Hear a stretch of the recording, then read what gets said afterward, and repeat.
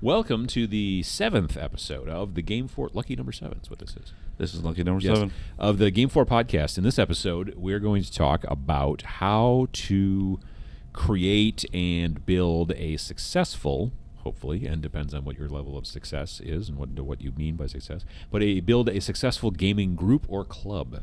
Perfect. I am Adam. I'm Matt. And we are part of Milk Can. And Milk Can has made an app that actually makes this pretty, I don't want to say it makes it easy, but it does help. It helps. It makes it easier. Yes, we made an app called GameFor, which is about connecting tabletop gamers.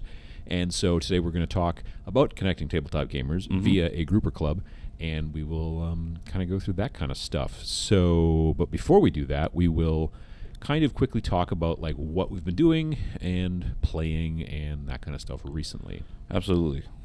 So for me, as now that we're in August and school time is starting to creep on us, very soon, I've decided that I've got to get my Rattle Can Prime going.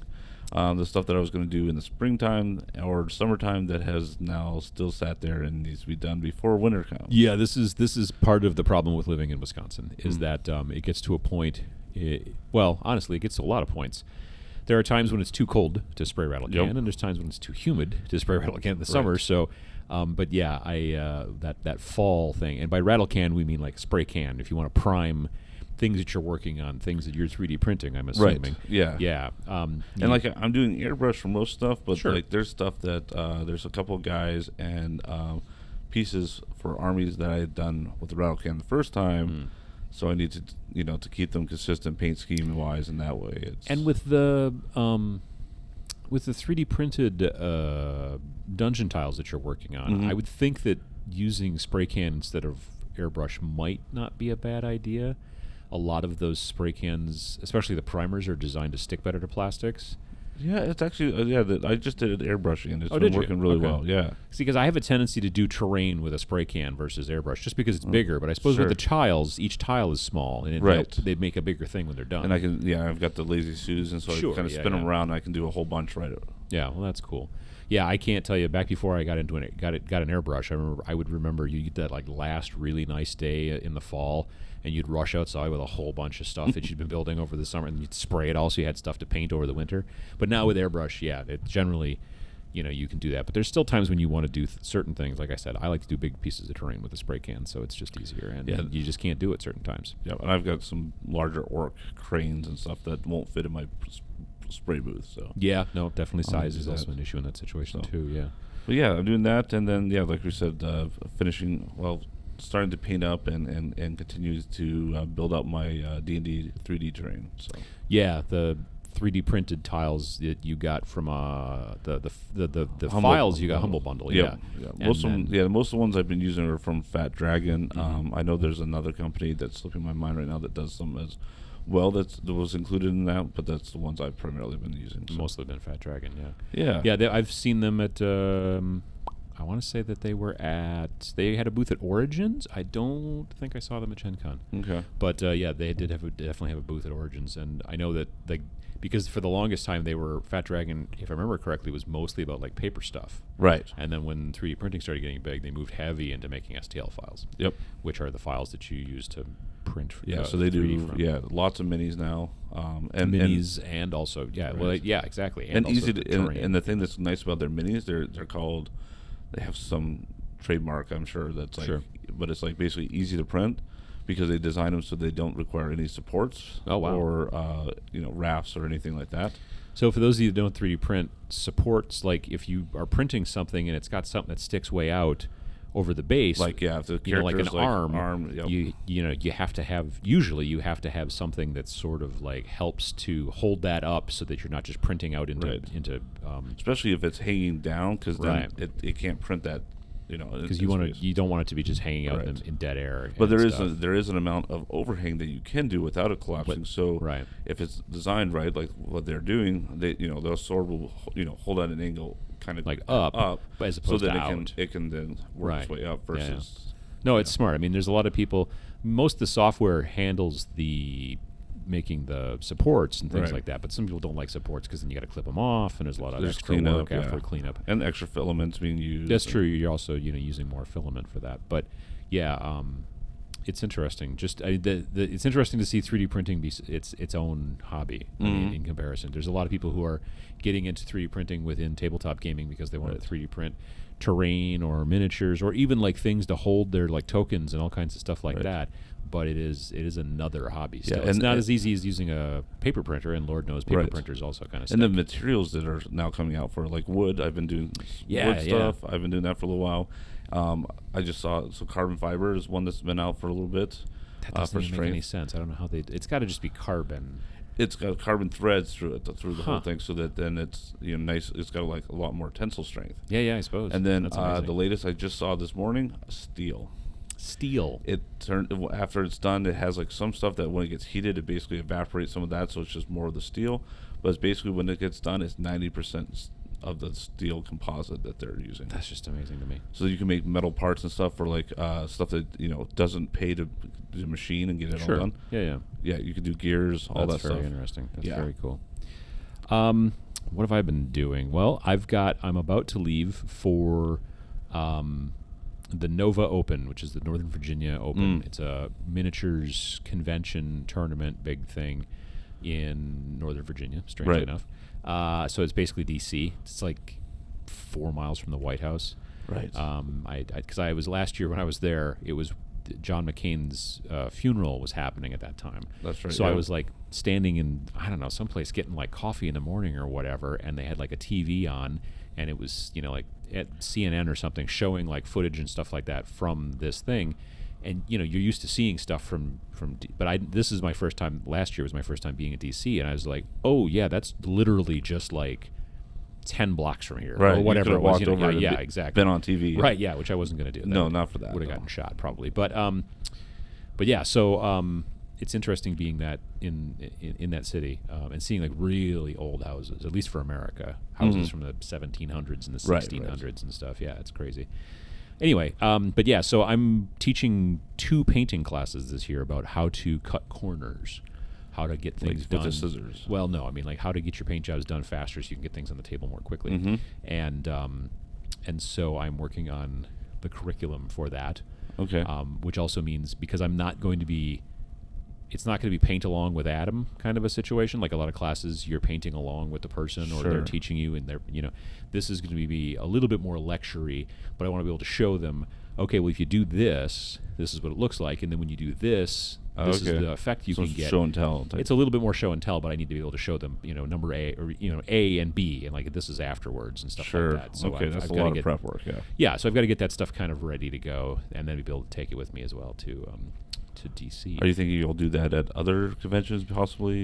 Potentially. After that, if it goes well? This convention, like they reached out to me and said, hey, because I had just done a video late last year about cutting corners and about how it's, because there's a lot of people who paint their models to play with, but they get like so involved in trying to make them look perfect and everything, and that it takes them forever, and then they get disheartened because it takes so long to paint. And my point is, if you're painting this to basically play with it on a tabletop, there's a lot of ways you can make it still look okay or even good, but saves you a bunch of time and gets you playing faster. Right. So otherwise you end up with like orcs for a kill team for like a year. That's because you're working on other stuff. It's not that you've been working on the same orcs any for day that now. whole time. Any day I'm gonna play that's fine. But so I had just made that video, and then when they reached out to me, I had done seminars there in the past, the year previous, but about YouTube, and they said, yeah, let's can we do some seminars about how to cut corners, because that particular convention for a long time the tournaments generally had no painting requirement. Okay. Because the people who ran it didn't see that as being important, because they were more into the competitive stuff and they didn't care if your stuff wasn't painted. They are starting to some degree, at least it feels to me, kind of change their tune, and they're starting to make some painting requirements on some of the tournaments and that kind of stuff. And so they said, hey, we've got a lot of people who would like to know how to probably, who are beginner painters and who would like to know how to get things done quickly. Okay. Whereas other conventions, it may not be as much of a thing because they've had such a paint requirement for such a long time. Okay. So yeah, that kind of stuff. And then I'm, and I've said this, I don't know how many of the last several of the podcasts, I am still painting Star Wars Legion models, But at least my first Empire army is done. I can play an 800 point list. I'm going to add some more things. I'm going to add an ATST, the big kind of chicken walker guy. Right. I'm going to add a couple of little pieces here and there, but I've got a working list. And now I'm working on the rebels. So I'm painting rebel troopers. I'm painting Princess Leia. Not her in the white robe, but her in the more running around on the badass Leia. Yeah, running around like Moon Endor kind of like Leia. Yeah. And then I've also got Luke, who's going to be going into that list, and I've got a bunch of different stuff. But again, and I'm painting them quickly because again, I'm trying to take my own medicine here as far as that's concerned. So yeah, that's what's been working for me on the hobby lately. I have been otherwise that, and I'm just playing some Kill Team. I've got a campaign that I've been working on with a friend of mine, and so we've been doing that. And yeah, I personally paint way more than I play. Whereas you paint a bunch as well, but you also are in a couple of different groups. You do D&D, right? You do some board game stuff, yeah. Although I'm playing less board games than I used to, but it's also summer. We always die off in the summer, but at the same time, I'd rather play RPGs now. Yeah, so, but. No, I can understand that. I actually picked up a couple of RPGs at Gen Con, which is a bit weird for me. Yeah. But I mean, I get the feeling I may never probably play them, but I do enjoy the concept. I just want to read them, to be honest. If that's all that ever happens and I just read them and really enjoy the reading, to me, that's fine. But if I do eventually play them, that might be interesting as well. So when you're doing that, you could try to play with a group or a club. You could. You see that segue there that I did? That was amazing. That was, subtle. I'm a pro. This subtle is like my amazing. 7th podcast. So groups or clubs, what does that mean to different people? There's a lot of different things. So sometimes your gaming group is just your friends that you play with, or whatever. But there are definitely more official to some degree kind of groups or clubs that are out there that people do. It depends on the game genre, and it kind of depends on the game. It also kind of depends on the area, really. Right. So in wargaming, the miniatures, the stuff that I do overseas in the UK, that's the main way that people get together and play is in wargaming clubs. And the reason for that is because the stores generally are small and don't have a lot of space for gaming. So the group of people get together and they take dues and do all that stuff. Right. And sometimes they even represent a couple stores as sponsors. I know the Nottingham Wargamers, and I apologize if I got the name wrong, but I know they had reached out because they're like, here's the location for the game at, here's the stores we're representing, all this stuff. Yeah, so in that situation, they take dues and things like that because they actually rent a space. Yeah. Sometimes it's a misused or unused storefront someplace, on the high street or wherever they do it. Or a private room in the back of a tavern. Sure, but a lot of times those kind of clubs want to keep something where they can keep their terrain there, they can keep their tables set up. And then sometimes even, and I've seen this a little bit more in this country maybe than the UK, but it depends. Sometimes these clubs almost become stores. They will take orders and stuff like that and things like that for, and the people will group together, all the people that come at the club and whatnot. But the dues in those situations are generally to pay for the rent for the location. And then there's certain people who are maybe on the board and they have keys and it's a whole thing. And there's definitely Wednesday night and definitely Saturday night that they play or whatever. Right. That's a very official kind of club, and we're not really. I mean, it can get to that point. Right. But then again, like I said, there's also if you play a role-playing game with your friends or with a group of people, that is also just a gaming group. But you don't necessarily. You're not out there trying to get more people in there unless somebody leaves the group and you need a new healer or you need that's a different story as well. So that whole spectrum. Yeah. Exactly. Yeah, there's a big spectrum there. So why would you start a group or a club? Generally, you would because you might not be able to find one in your area. So there's something to be said about being able to find a person to game with. But a lot of games are generally better played with multiple people. Correct.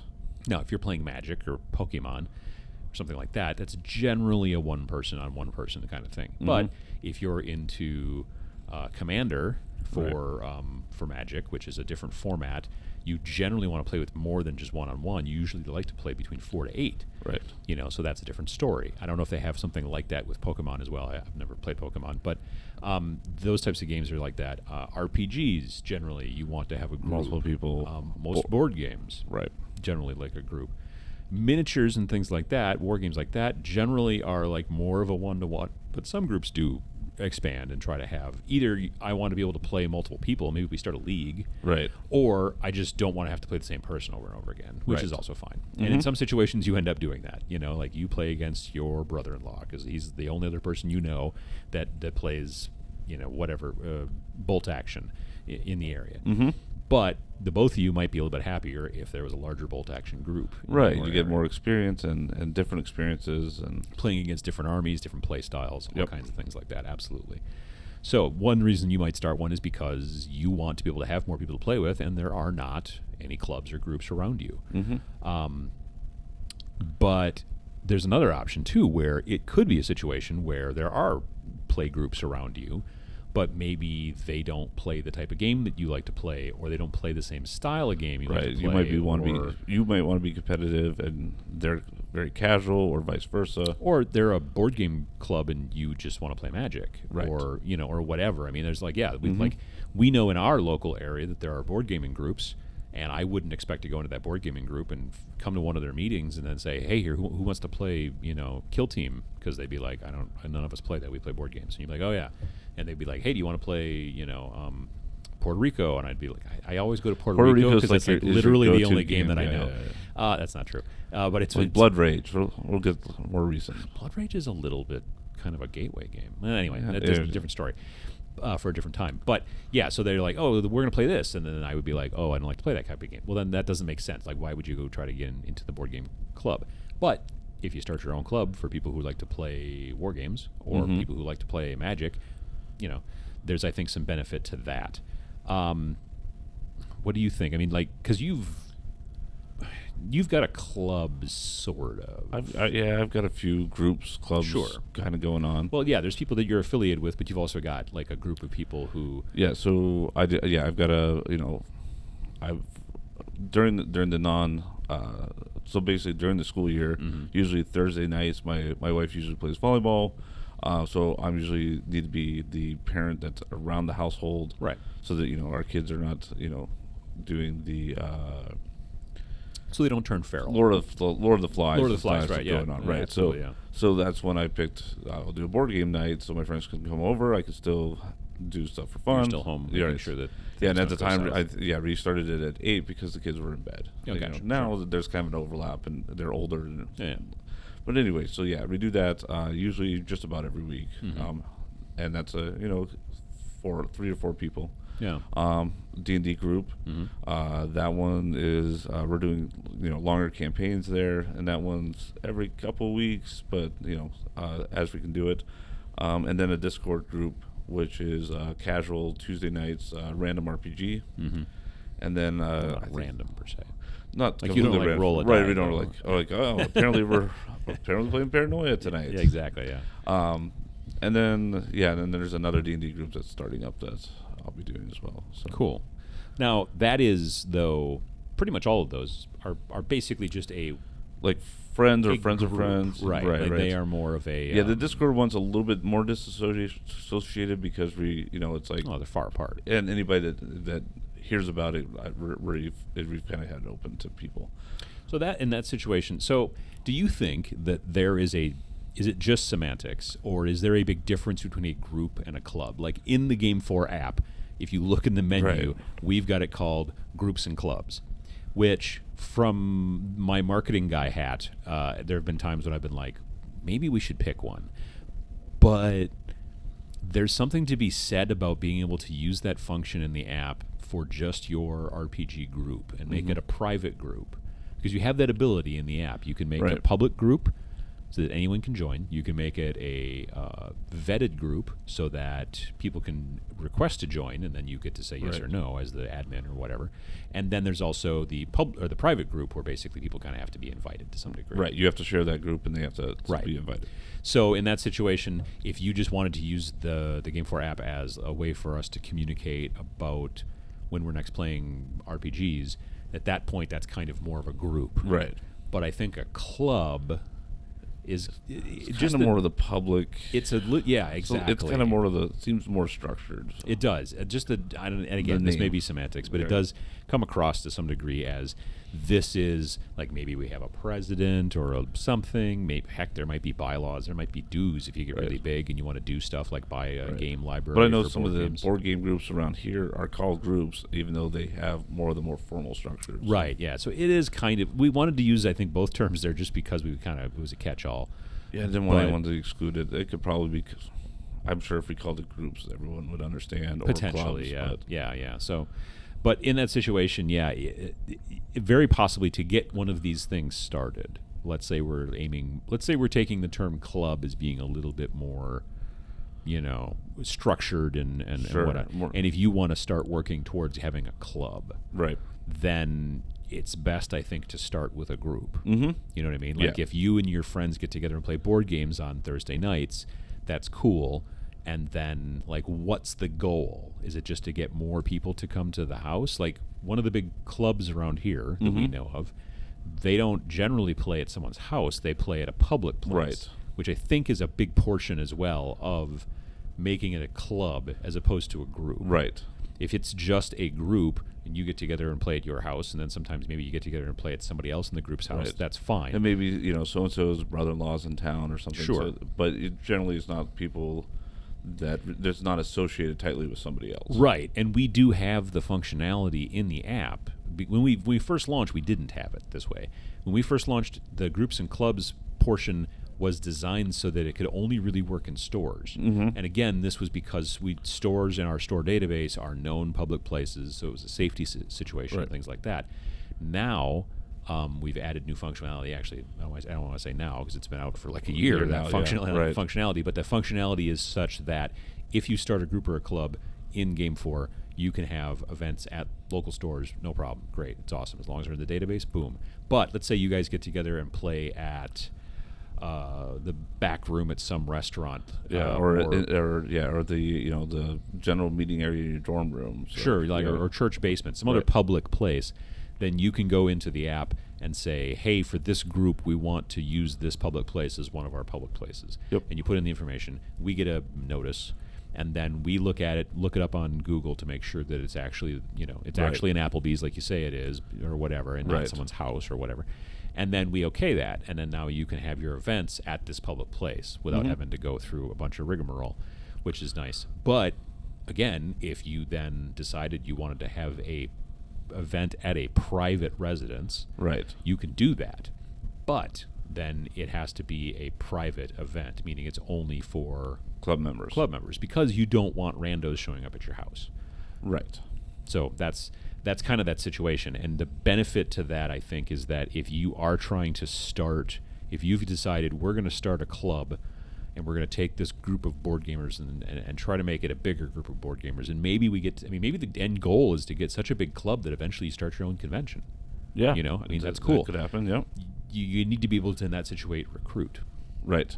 So one of the best ways to recruit is using the GameFor stuff, frankly, is to be able to put public gaming events into the app so that people who are just looking through the game events section of the app, and I'm making the universal sign for scrolling on your phone. But people who are scrolling through there could be like, oh, cool, board game night on Thursday. That's really cool. And then they look at it and they say, oh, it's at this shop. And then they're like, oh, it's, or it's at Perkins or wherever it is. And then they're like, oh, that's interesting. It's a club. And then you, as the user, can go there to show up, and then maybe you meet the people and you play some games, and then maybe you become a club member, and then that's how things expand. Then maybe as a club member, you tell one of your friends, hey, you and I like to play board games. You should come along with me next week, and then boom, boom, boom. It just keeps kind of hopefully expanding.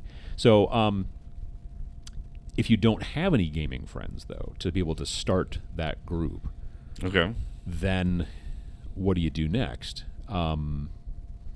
Honestly, generally, again, and we've talked about this I don't know how many times, you go to the game store.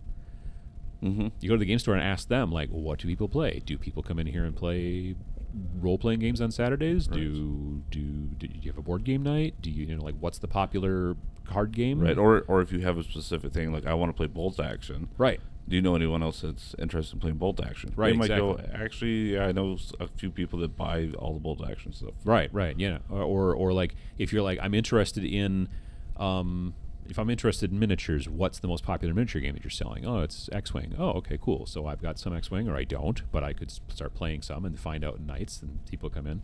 And so that's a good way to kind of start building that group. It's very difficult, I think, to decide to build a gaming group or club and start and just put it out there by yourself.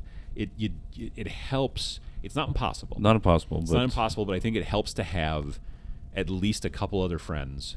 Right. And they don't have to be, your best friends. They could just be people you've gamed with before that you've met at a convention or through work or something. And it may even just start, if you're using something like GameFor to keep all your group and club stuff, it may be one of those situations that starts where it's just like, well, you and me and somebody else, and there's at least 3 of us in the club now, because in the GameFor page it shows how many people are in the club and who they are, and then that way someone's like, because if someone starts a club and there's only one person in it, they're like, well, that might not be, you know what I mean? Right. Whereas if you see it, well, there's at least 3 people or 4 people, well, then that helps. It's kind of like when you're doing stuff for tips. Let's say you're playing piano in a hotel bar for tips. You put a couple of you put a couple of bills into the brandy snifter, so they know that's for tips, and they're like, well, somebody must have tipped him, so I guess I might as well, that kind of thing. Mm-hmm. So I don't know if that's necessarily a great analogy, but it's the one I'm going to go with. I like it. All right, well, that's fine. I got no problem with it. Yeah. So let's see here. Yeah, I would definitely. And obviously we're a bit biased because we designed it, but definitely I think that something like GameFor, I think putting your group or club into there and being very descriptive in the description field for your group or club, coming up with a name, all that kind of stuff is great. And if you're using GameFor, then also look at the LFP listings. Exactly. If you're trying to start an RPG and you see 2 other people that are posting about Pathfinder or something else, go private message them and ask them if they want to get together and join that group. Yeah, exactly. If you go look at the if you're going to start a group about of people who get together to board game, and you go look through and look in your areas looking for players section within the GameFor app, if you find people in there who are saying, I want to play these board games, that board game, whatever, you can send them a message directly through the app and say, hey, we have this group in the area, and if you're interested, take a look at it, and then tell them the name or whatever, and then they can go and follow by looking through the groups and clubs section, find your stuff. Maybe they join, maybe they start showing up. That the way that you can kind of work those 2 things together. We've also had stores that have done kind of the same thing. Right. They look at the looking for players in their local area, and they see 4 or 5 people who want to play 5th edition D&D, and then they reach out to them and say, hey, by the way, we have 5th edition Adventurers League on Thursday nights, or whatever. They didn't, and now they do. Right, exactly. If you see a bunch of people asking for it, we're going to start it. Would you be interested? That's another way to reach out to people. That's one of the reasons why the looking for players thing. We have people from time to time who ask us, and they're like, well, there's no stores really much in our area, or there are some stores, but they're not using the app yet, and that kind of thing. My step 1 would be, I would say, we'll go tell them that they should use the app, and that would be a great place for them to post their events. But sometimes that's the case, where maybe there just aren't stores in your area. But if there are other people using the app, they'll be in the looking for players. Right, and remember that the looking for players is not your profile. Correct. You have to put yourself out there. Right. It's not just like, oh, these are the players who live near you. And the reason for that is so that I can like board games, but I have a lot of people I play board games with. I don't need anybody else. Right. So then I can post about paranoia. I've got one out for paranoia. And you can post multiple ones. So if you're looking for multiple types of games and stuff like that, you can put multiple LFPs out there. You can also put out just one. You can choose to put one and then have multiple, because there's the 4 genres, and when you pick one, unlike events where an event needs to be kind of one genre, for LFPs you can mark multiple genres. I'm 98% sure. Okay. Yeah. And you can also do it in groups too. Groups and clubs can do that as well. Yeah. Yep. I don't have my phone on me, so I can't prove it to you. But yeah, it sounds right. Because then that way you can say, I like to play this type of game and this type of game, and I'm looking for that. Right. And you can also list the titles that you like to play. I like to play Puerto Rico and whatnot. So so that looking through those sections can help you to find some people in your local area, also not just to play with, but also maybe to start kind of growing your group or club. But be descriptive. Don't just write like play board games. Right, exactly. Be like, looking for people who are interested in playing roughly, like our meetings are probably going to be at this time of day on these days, and we're looking for people who are interested in having a fun time, or we're looking for people who are looking for competitive play or Euro games, or mostly cooperative, but we'll play anything. Yeah. And because the more description you can put in there, the more likely you're going to get the people who are the right people, because they're not going to show up and go, okay, I'm here to play this game, and you're like, no, we don't do that one, sorry, I don't know. And they're like, oh, I thought you did. And it also kind of shows that you're more serious about it. Right, yeah. I think that, when you spend a little bit more time on your description, I think it can definitely help to make it more valid. Yeah, people look at it and go, okay, well, they at least spent some time, on the description, so that it makes a little bit more sense. But you can also and then go to gaming events for recruitment. I know that like our local conventions, there'll be flyers for all the local gaming events. Like, hey, you like playing these board games? Right. Well, we play these all year round, not just at the convention. Yeah, going to local conventions is another good way to get people kind of added to your group potentially. We've seen, at least the local conventions around here, that a lot of times the board gaming groups kind of all get together.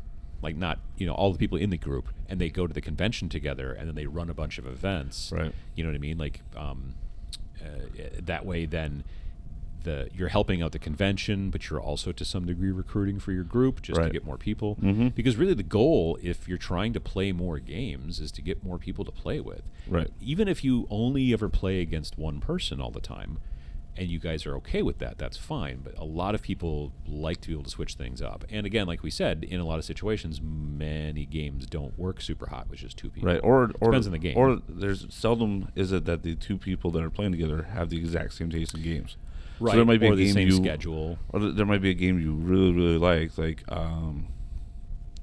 Terra Mystica. I have a friend who really likes Terra Mystica. Sure. Every time we play, that's one of the games he wants to bring to the table. Fine game, but we don't always want to play it. Right. But yet he can find other people that will play it all the time. Sure. And there's some people that will never play it, and then they can find their own. Exactly, right, yeah. It's all about personal preference, frankly. Yeah. Post public events to get people involved, because then they might join. And when I say public events, like in the GameFor app, when you make a public event for your group, it shows up in the normal group game listing. But like I said, we also said go to stores. Like sometimes, like if you make a simple flyer and put it up at stores, people who are coming into stores who are like, I'm new to the area and I'm wanting to, boom, and you can say, look at that, there's a flyer right there. Right.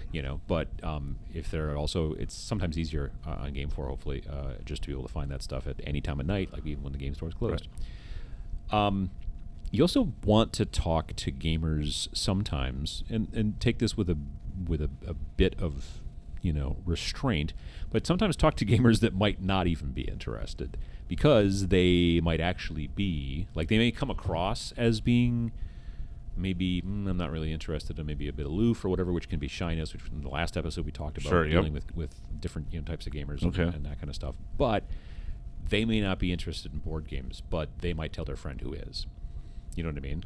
That's a good point. So, like in that situation, when you say to someone, "Hey, we've got this board game group," and like me, I'm not a board gamer. So if someone was like, "Hey, we got this board game group," and everything, I'd be like, "Oh, that's really cool. Yeah, I'm not gonna go to that because I'm just not my thing. I like to paint little people and push them around the table and all that kind of stuff." But when a friend of mine says, "I'm really interested in board games and I'm looking for like people," I'd be like, "Well, you need to talk to these folks." Like, right? You know what I mean? I know that. Yeah, right. Yeah, exactly. So just. It's that whole "don't keep your light in a bushel" or something. I don't know if that's. I have no idea. I think that's. Anyway, I learned it in Sunday it's school. Networking, really. Yeah, exactly. It's about. It might not pay off right then, but right. Eventually, people will be situation. like, "Oh, yeah, those are the people that do this." Right. At the tech conference, I'm apparently called the game guy now. Nice.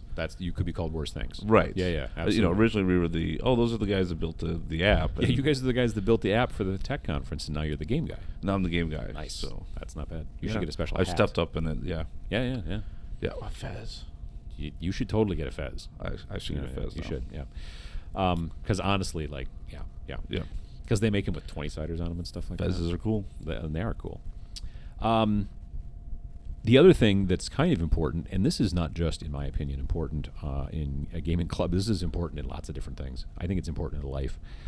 Be consistent. Because, like, I have found as I've been consistent in my YouTube channel, like when I first started, I was all over the board. There would be 3 weeks in between video, and then 2 weeks between a video, and then 5 weeks between a video, and it was all over the place. And then in October, I think it was October of 2015, I decided, you know what, I'm going to just start making a video every single Friday. And I have not missed one yet. Knock on what might actually be wood. And it's been nearly 4 years. Like this upcoming October will be 4 years. But I not quite immediately. I very shortly noticed an increase in viewership and that kind of stuff. It helped me to get people, like as soon as I started telling people that this is going to be every Friday, people become to expect it. YouTube and its algorithms is like, hey, this person seems to post the exact same time on the exact same day of the week all the time. That seems serious, and then it helps as well. Right.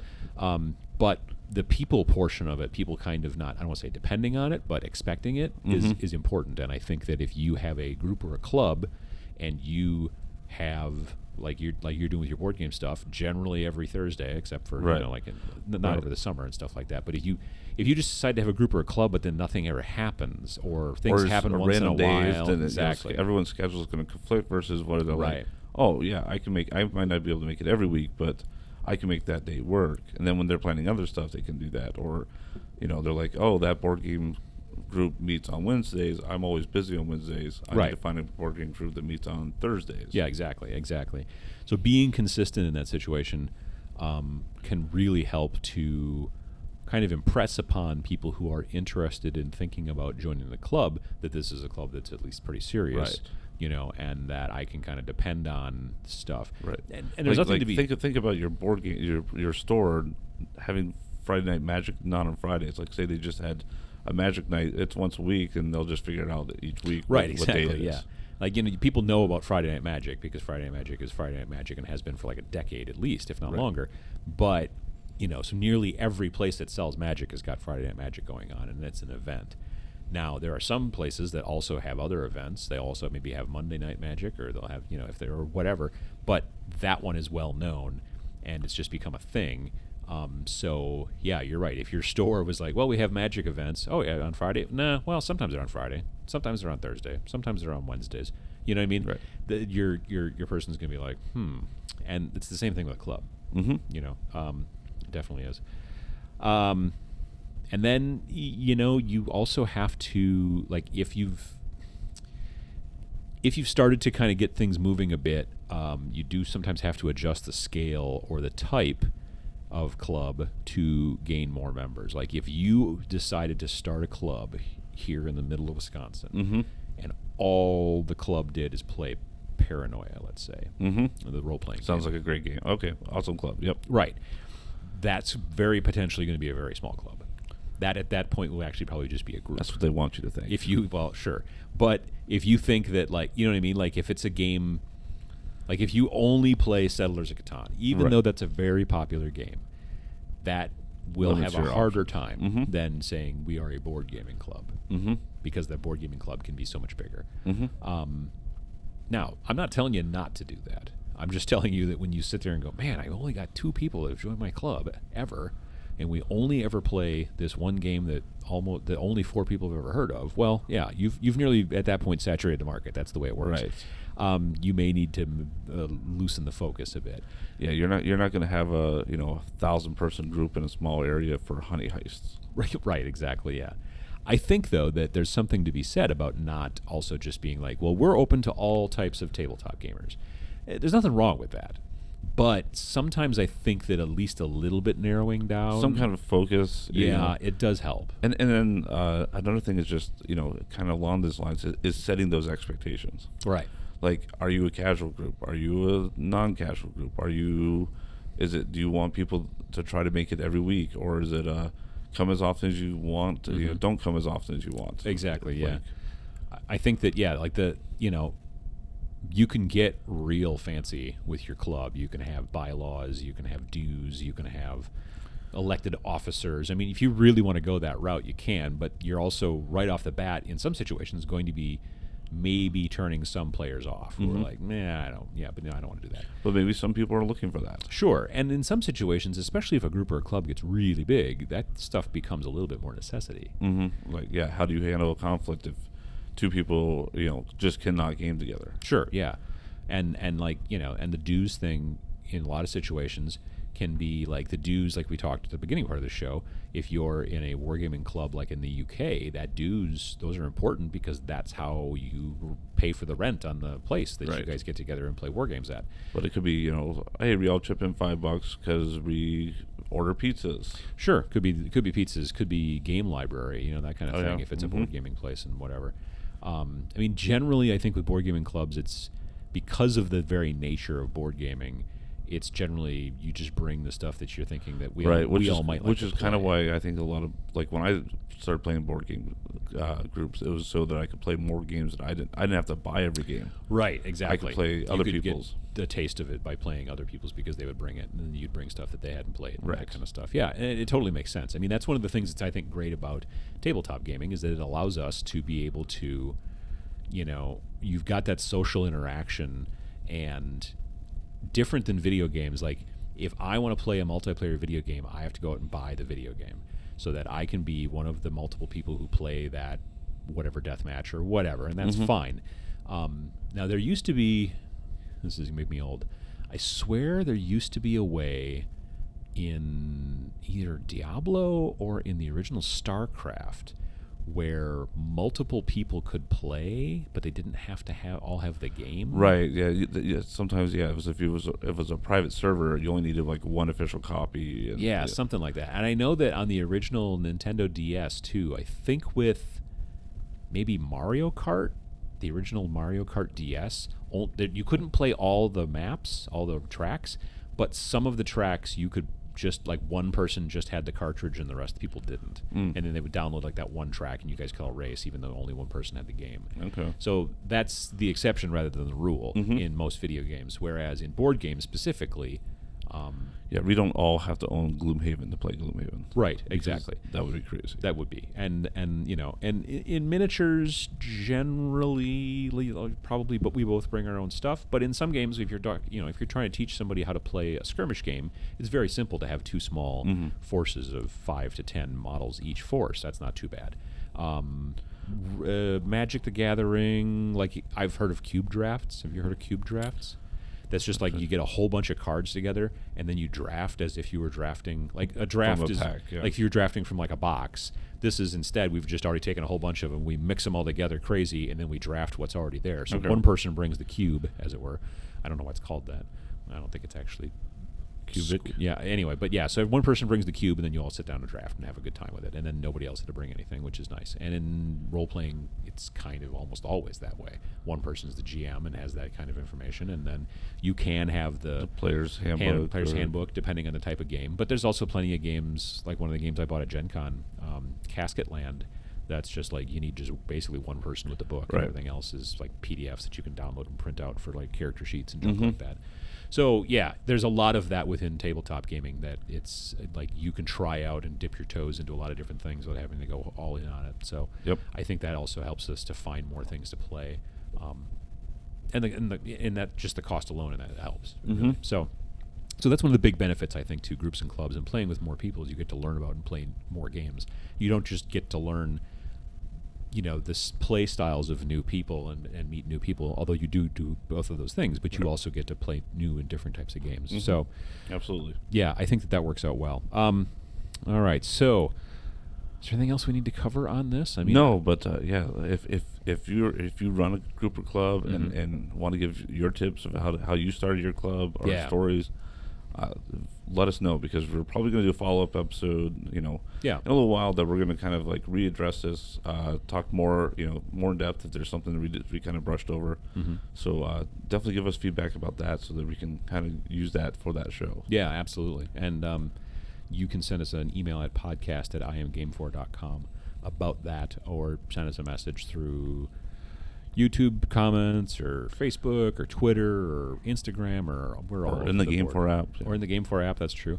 And again, if you're looking to start a group or a club, we, obviously we're biased to some degree, but we think that it's a big benefit to be able to do that with the GameFor app. We built in the groups and clubs section into it, so not only can you find groups and clubs in your area, and when we go to conventions and stuff like that, like two of the big things when I pull out my phone to show people like the app, looking for players, there's always tons of stuff in there.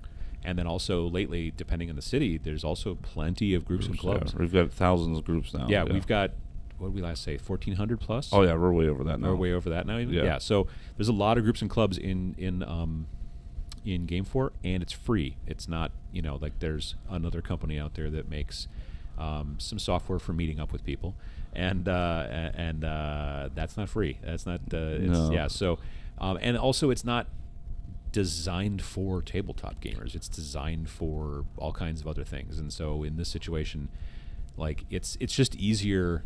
Not only is it easier to find the group and club that you're interested in, but you can also then, as the group and club, when you post a public thing, it shows up in the normal gaming area, the gaming events area. Your genres are already there, so and you so can target the right users. Yeah. Exactly. So it helps a lot. So I would tell you to definitely take a look at it if you're in the interest of starting a group or a club or looking for groups and clubs in your area. Exactly. All right, well, thanks again for listening to this episode of the GameFor Podcast. If you've got questions or comments and you're watching on YouTube, please leave a comment below. If you're listening via your favorite podcast player or just aren't into the whole YouTube comment section thing, then you can feel free to reach out to us, as we mentioned, via email at podcast@iamgamefor.com. You can also find us on Facebook, Instagram, and Twitter. And lastly, find out more about the GameFor platform designed to connect tabletop gamers and hopefully start you a group or a club. Please check out our website at www.iamgamefor.com. That is www.iamgamefor.com. Thanks. Bye.